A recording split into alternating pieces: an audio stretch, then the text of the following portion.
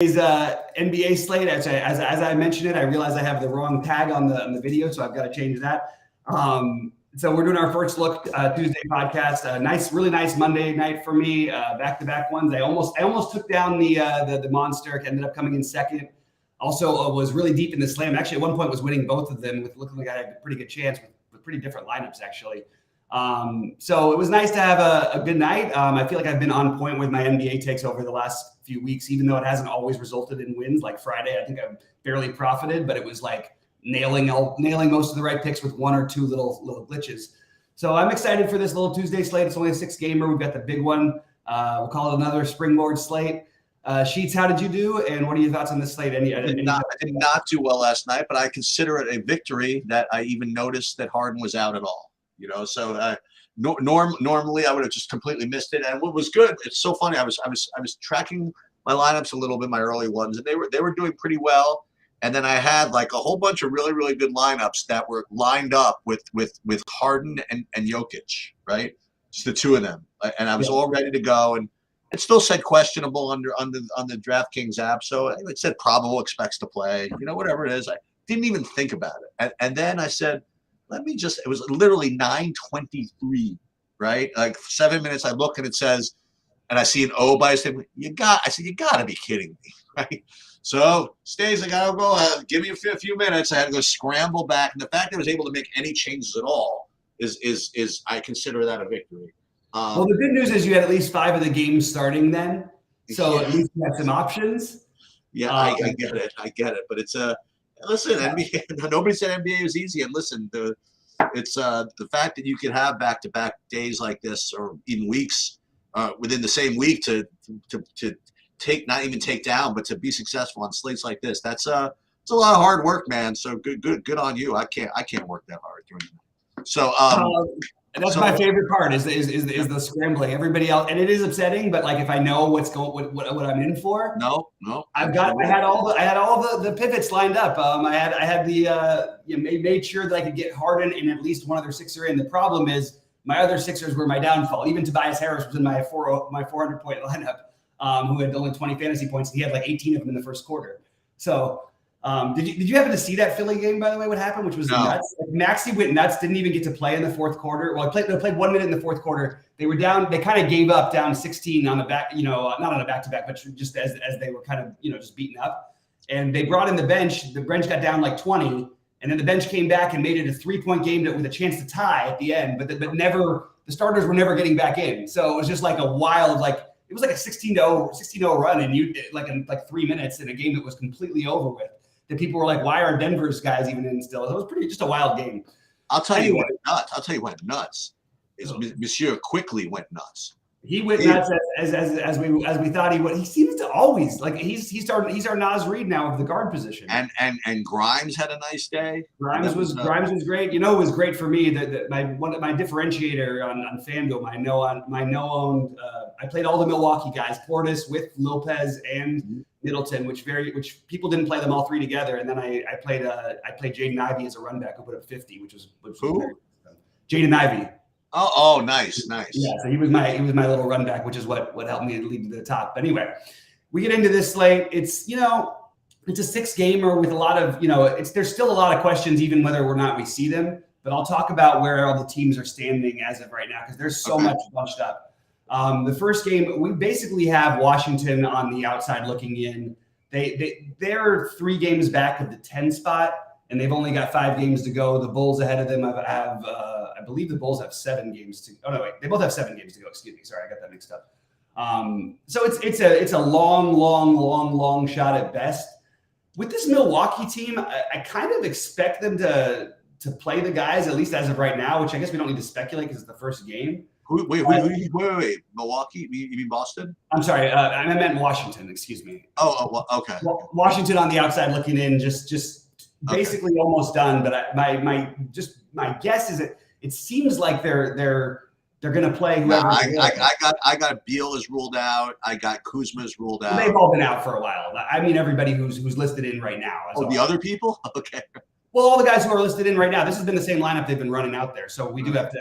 It is kind of important because if they were straight tanking, trying to get that worst record, like sort of like Portland's doing right now, trying to get the 5th worst record, that would be one thing. But they've been actually somewhat, trying at least in their games. So it still feels kind of icky to me the whole game. I don't have any priorities on Boston as of right now, but I have no issue with Tatum, Smart, and Jaylen Brown is 9,900. And there's been a lot of news for those of you guys who don't pay attention to regular NBA stuff about Jaylen Brown being really upset. Like, I want to play somewhere where they want me. I thought that was a great springboard to his last 65 fantasy point game. I don't think I can play him at 9,900, but I do think it's interesting to notice stuff like that. Just when you hear these rumblings, they can sometimes work one way or the other. The guy might disappear from the offense, or he might become like, just, no, I'll show you what I can do kind of a thing. I think Porzingis, are they just counting on him? Not like, this is bizarre to me, the projection on him. Why is he projected like 10 points lower than he was the other day? I know it's Boston, but their defense has been one of the bottom defenses in the league since the All-Star break. Feels like a kind of an egregious projection on him to me. Even though it might even be in line with his real what his projection should be. It's not in line with what his projections have been without Kuzma and Beal. So I have Porzingis, then Avdia, then DeLon Wright. I think I might even end up making Avdia more of a priority than Porzingis.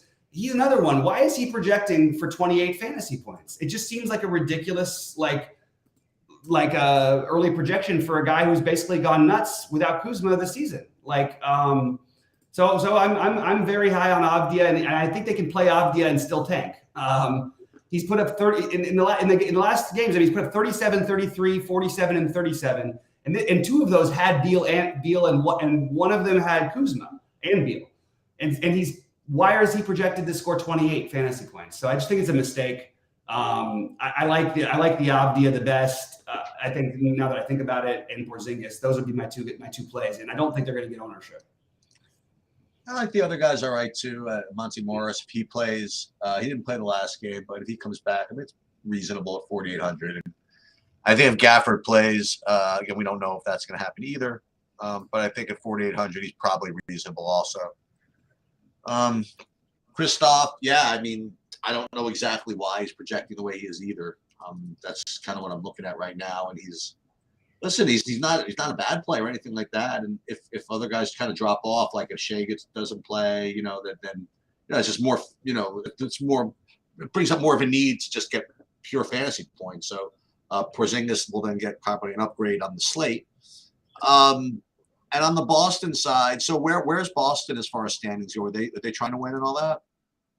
Oh yeah, Boston's in second place, so game and a half back of first. I believe they're still a game and a half, and yeah, they're a game and a half out of first. 2 games out of first, and 3 games up on Philly. So just sort of getting close to where they're still making the push for the number 1 seed, but it's fairly unlikely. I mean, not unlikely, but it's just Milwaukee doesn't lose a whole lot.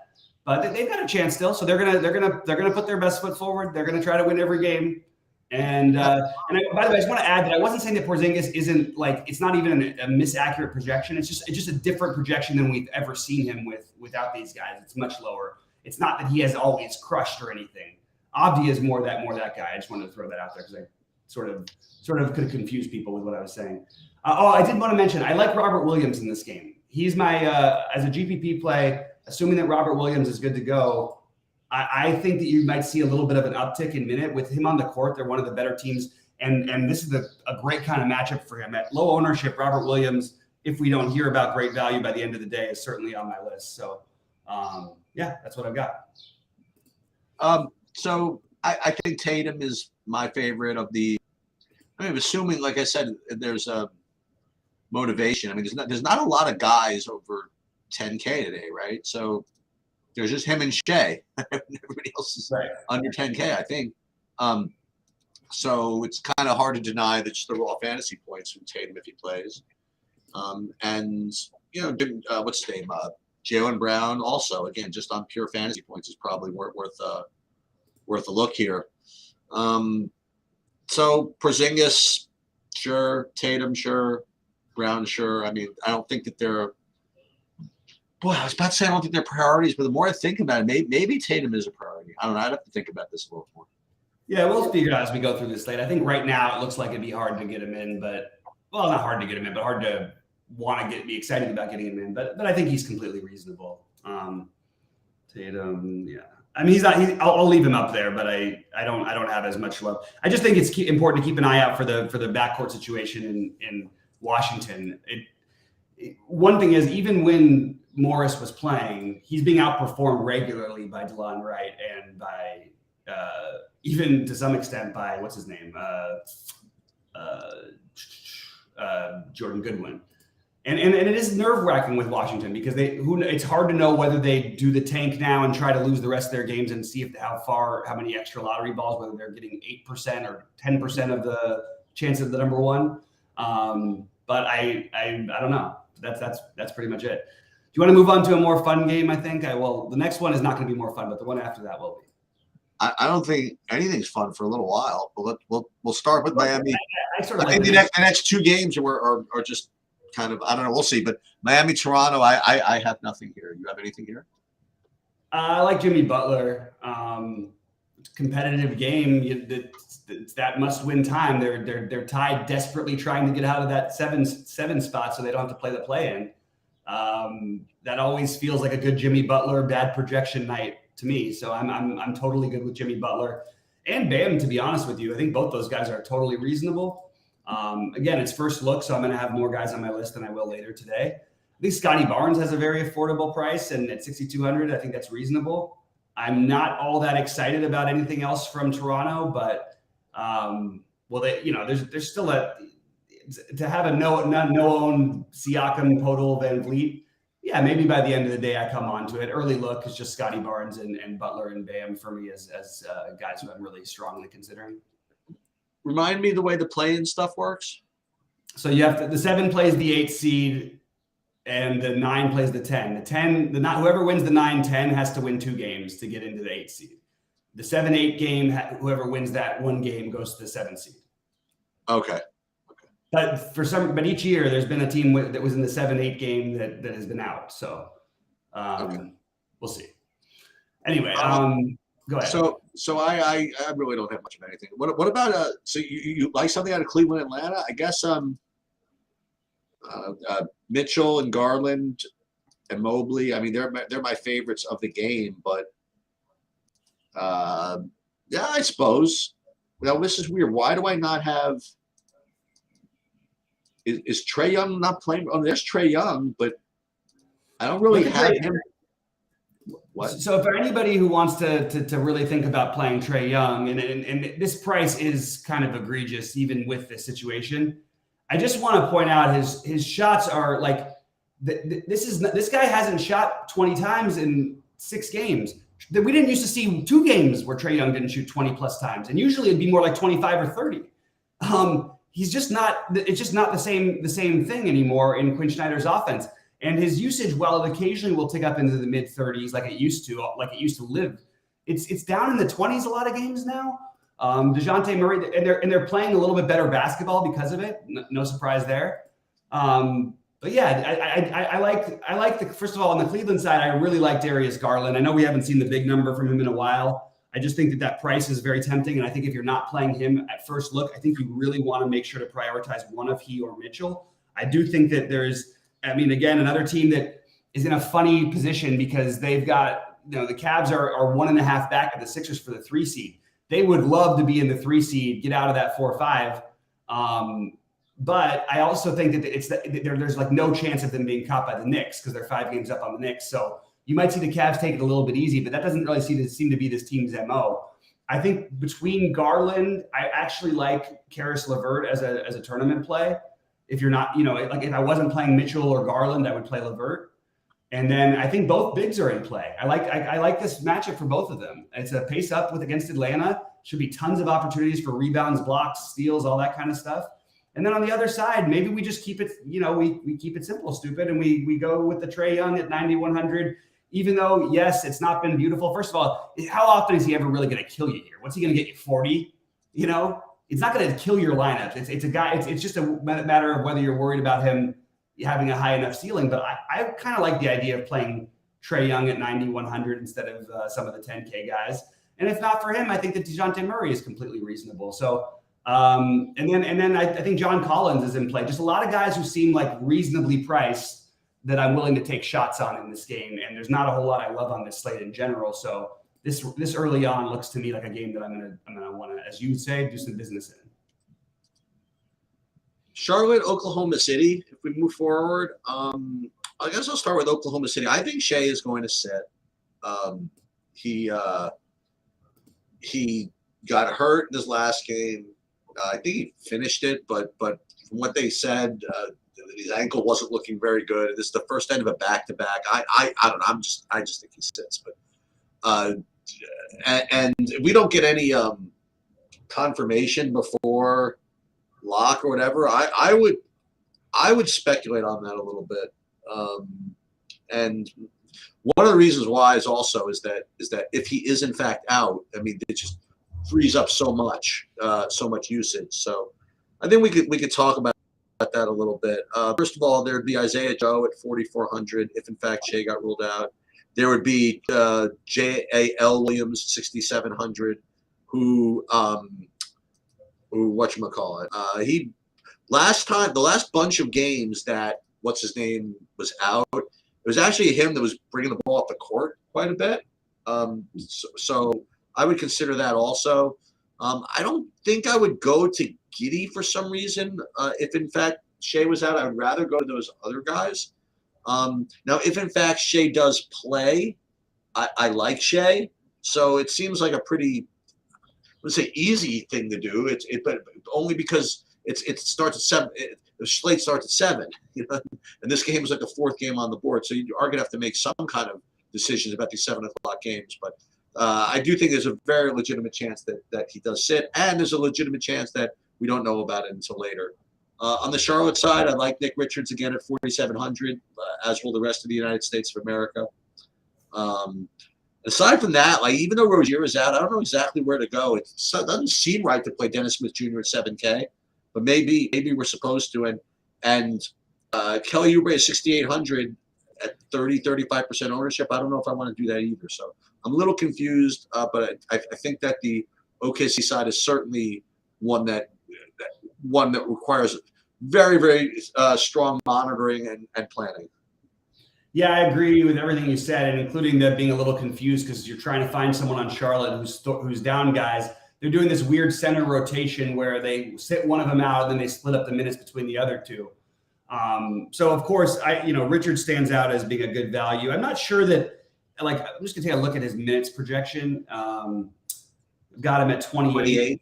Yeah. I think that there's definitely downside on that, and I think there's also upside on it, but I don't think it's very much upside.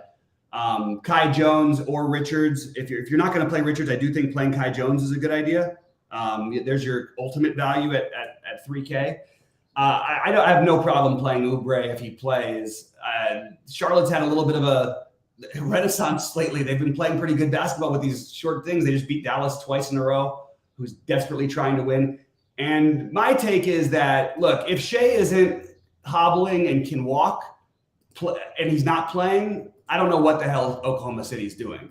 They are not tank. It's too late for them to tank. There's no, it's not too late for them to tank. It's too late for them to tank far. They're not going to get that. They're not going to increase the lottery odds. Well, they won't have any lottery odds to make the playoffs. They're 2 games out of the 6th spot, and they're 3 games out of the 4th spot. I mean, that's crazy. That's how bunched up the West is. If they have a back-to-back here where they can really sort of put themselves in great position because they've got two of the worst teams in the NBA with Charlotte and Detroit coming in. I don't understand if they don't play Shea tonight, it would really confuse me. But I mean, obviously we'd have to load up on the other guys. I would love Jalen Williams and Giddey. Giddey just put up 64 the other night with both of these guys. Like he's got a monster ceiling. I also think, assuming that Shea does play, like you said, I like him. But that's what it's really going to come down to, and that's going to be a full hour after lock. So as of right now, if Shea plays, I probably am going to play some Shea, and I'm also still okay with the Giddey and Jalen, and the Jalen Williams no Y, and the Jalen Williams with a Y, and like Jalen Williams with a Y, 25 minutes, 3 games in a row. I don't really care that he's only been right around 28 in one of them. I'll take a shot on that. And Lou Dort at 54. I feel like the whole starting lineup is in play. assuming that they're doing their playoff push thing. The other guy that you'd include, especially if Shea is out, would be Isaiah Joe, and I think he's even a reasonable play with Shea in. So a lot to look at in this game because you're going to get pretty chalky. Charlotte, Svi, I think DSJ will have some ownership if Oubre's out. If Oubre's in, I think Oubre will be extremely popular. They just priced up PJ Washington quite a bit. It's kind of hard to get to him. I don't know what I'm going to end up doing with Charlotte yet, and a lot of it depends on what happens with Oubre.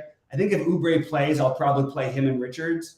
I think if Oubre doesn't play, I'll be more open to Dennis Smith Jr., Kai Jones, Nick Richards. And I think that getting a little bit of exposure to some of the guys off the bench, whether it be the long shot plays, if Oubre's out, like if Oubre's out, Bryce McGowan's and James Bouknight, I would have in my group of players. Although I don't know how likely I would be to use any of them. If who is out? If Oubre's out, okay. Just as thin value plays. I mean, and maybe not crazy thin. We don't have a ton of value yet on this slate. Maybe we will later on today, but this seems like the natural game that would be fun to stack in like a mid-tier way if Shea is out. If Shea is in, I like Shea. That's where I'm at. So they were doing they were on top of the Tyus Jones thing for a little while. You know, when they knew that Morant was going to be out, had him at 6,900, had him 7K, which was fair. And then I guess they weren't ready for Morant got hurt. What? Yeah. There's nothing they can do. Morant got hurt. Like, they can't do anything about predicting that. No. So now Ty Jones is you hate this word, but now Ty Jones is a lock. Right? He'll be locked into my lineup, tell you that. And then there's Bane and Jaren Jackson. You know, all three guys are going to be projecting pretty well, but Tyus Jones is the start of it. And then it depends on how you want to deal with construction. Like, do you want to have some fun and find some Orlando guy to play? I mean, nobody projects all that great, but you could play Banchero, certainly. Play Wendell Carter Jr. if you want to do that. What's cool about it is, Memphis value is not taking up either of those. Sort of taking up one of the forward spots, but not really. So because you can play them both, so you can stack this game if you feel like it. I would use Banchero or Wendell Carter Jr. for those purposes, I guess. But yeah, I mean, this Memphis value is pretty good. Yeah, I think that all of the just starting on Orlando for me, I think all of Orlando is, as always, I'm not going to fault you for any of them, and yet none of them truly stand out as being great plays. Carter, if I had to rank, I guess I would go Banchero, Carter, Wagner, maybe Banchero, Wagner, Carter because of positions. And then I think that getting, then Suggs or Fultz, I guess. On Memphis' side, it's really hard not to be overweight here. But, one of these guys has let us down most of the time in this situation, and it's never been Tyus, really. Even when he's had bad games, he still kind of gets there. So I think that in priority for Memphis, Tyus, then Bane, then Triple J for me, but those are really close, Bane and Triple J. And then if you wanted to get into the other stuff, which I'm happy to do, I think Aldama is completely in play. Definitely showed his ceiling, and Dylan Brooks can get you 6x if he has a good night, and Xavier Tillman because they play big. So I'm interested in all those guys to different levels of extent. But this is the most ownership from any team. At first look, I'm looking at least two Memphis, probably in every lineup. If the slate locked right now, it would be 2 or 3 Memphis probably in every lineup for me. And there's no issue with Ty Jones and Bane, for example. There's no issues with any of this. No, not at all. All right, so you have a 2-hour break, and then you get the late night hammer, which you get some hammer out of this if you want to know the truth. I mean, I don't know. Curry's cheap enough at 9,600. Draymond and what's his name, and Kevon Looney. Although I don't usually like to use Looney to take up a center spot, but projects well enough. And on New Orleans, I mean, you have Valanciunas playing the minutes, so I like that, and I like the Ingram. So if you didn't, if you're out all night and just reserved lineups, oh my God, I didn't put anything in. I mean, you could make a case for you could really make a case for playing nothing but these last 3 games. And maybe that is the right case because we are waiting on the Shea information, which does sort of change a lot of the slate. Yeah. Maybe that's a reasonable take by you, Sheets. I think that makes a lot of sense. And on the other side, I mean, they only had to play 2.5 quarters last night, basically in New Orleans in that game. But it is traveling to Golden State. This is going to be, what, from Portland to Golden State? No, yeah, you're right. For some reason, I was thinking of them as home last night because I was watching the game and they're similar floors. Yeah, I mean, I think that both Ingram and McCollum are in play on the other side, and I think that I'm not prioritizing any of these guys right now, but I do think that like one of Clay, Poole, or Curry is probably not a bad idea as a little group of players to try to make sure you have some of. I also think this could be a really good sneaky Kevon Looney spot. He's put up some really big games lately when they've played against teams that have bigs. And he's just a really good rebounder. And those double-doubles are basically worth 30 fantasy points on their own. And then if he has a little bit of an extra big game, he ends up with like 40 or 50. So I see Looney as being kind of like an interesting play tonight. I got a lot of guys on my list at first look, but most of the focus ones are going to be obviously like Tyus Jones. I actually think Tyus Jones, like, I don't even know how I would go about trying to fade him. Maybe I'll throw one cheap lineup in just to see what happens. But Tyus Jones will be in like all my lineups. I do like Richards, but I think there's some variance there. So I think putting one of Richards or Kai Jones in your lineup is probably the way that I would treat it. I think Jalen Williams is interesting as a value play on this kind of ugly, no value slate, but there could be value later. Fortunately, he's in one of those games. And then the other Memphis stuff, the Desmond Bane, Aldama, some other things that I've got down here, the guys that I like a little more than maybe the field does, Jared Allen, Jimmy Butler, and Denny Avdia would be my 3. Well, presuming, by the way, that Jared Allen plays as well. Yeah. Mark wrote something that I couldn't disagree with here more. I just want to throw this out there. It's funny that OKC is not really trying to win at times, even though they're in the play-in game as of right now. They don't deserve it. Hopefully the Mavs can step up. I would say the opposite. I would say that means they do deserve it more and that the Mavs absolutely do not deserve it. The Mavs have been one of the worst teams in the NBA since they got Kyrie. They'll probably end up squeaking in there. But I don't think I also don't think OKC is flat out trying to lose. They were trying to win those games when they had their guys. And for what it's worth, I mean, they have the number 2 pick in the draft coming back for them next year. It's not like they're not getting another pick anyway. So they also have somebody else. I can't remember whose other pick they have, but they're not. Even still, they're only going to end up with like a 1% chance for the number 1 pick. It's probably not worth it for them to tank out. This team, that city could use a little bit of a playoff push. So I'm hoping that they do play their guys tonight for what it's worth. Just for the hell of it, we'll. Let's go to FanDuel. No. What I was going to do is run a SaberSim build, but you can talk about FanDuel while I fire this up. Okay, while you do that real quick, Tyus Jones remains equally a lock over there. Dennis Smith Jr. more affordable and fits in pricing wise at 6,500. Svi a better play over there, 4,200. Jaren Jackson's skill set a little bit better, so I'll find more of him over there. Those are the main ones for me. There's not a whole lot of maybe it's easy. Maybe you could argue that Tillman a little bit more over there. Those are the main ones for me. Everything else is proportionally similar. Oh, Giddey is a much better play over there at 70. Well, not much better, but he fits in better price wise. 7,900 out of their price range versus the 8,200 on DraftKings. It's a big difference. So not surprisingly, we're getting almost 100% Tyus Jones. I actually thought it would be 100, but whatever. 95% Tyus Jones, 91% Nick Richards, and then pretty much all the other guys we talked about. Oubre, Bane, Jaren Jackson. You mentioned Svi. We didn't talk about Scotty Barnes. I'd be getting a decent amount of that. Donovan Mitchell, Jalen Williams, Banchero. Poole shows up. That's interesting.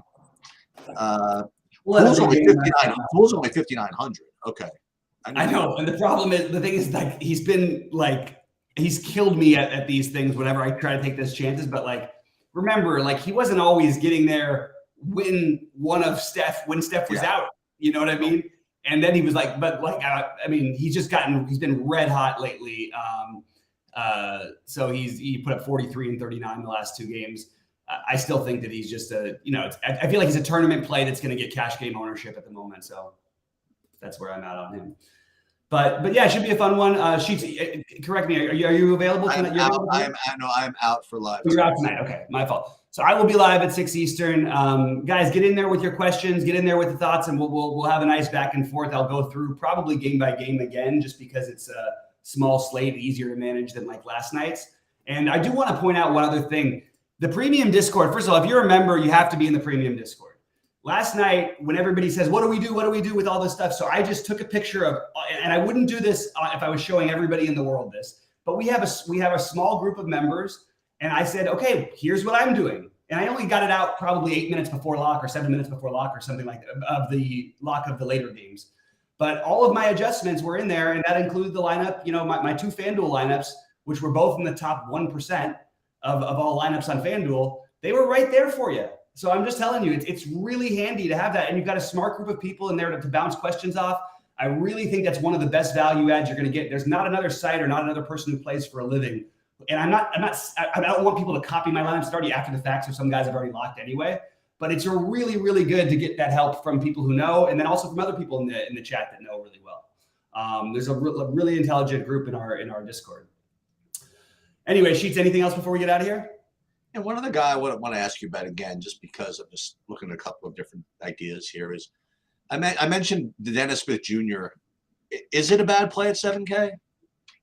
No, I don't think it's a bad play. I mean, they're down. If Oubre's out, especially, it's a good play. But like it's probably already a good enough play with Hayward already. I mean, Hayward, Rozier, like all these guys gone.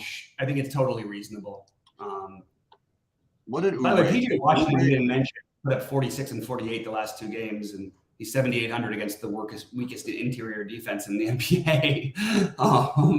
I might need to revisit a PJ Washington build, but I will get my core plays up later in the day. I will get my early builds up later in the day, because it's basically, we just know there's going to be news that we don't know about, and it just happens every day. So always going to be later in March and April for NBA when I get my plays out, but I will post them, and hopefully we can make some money today.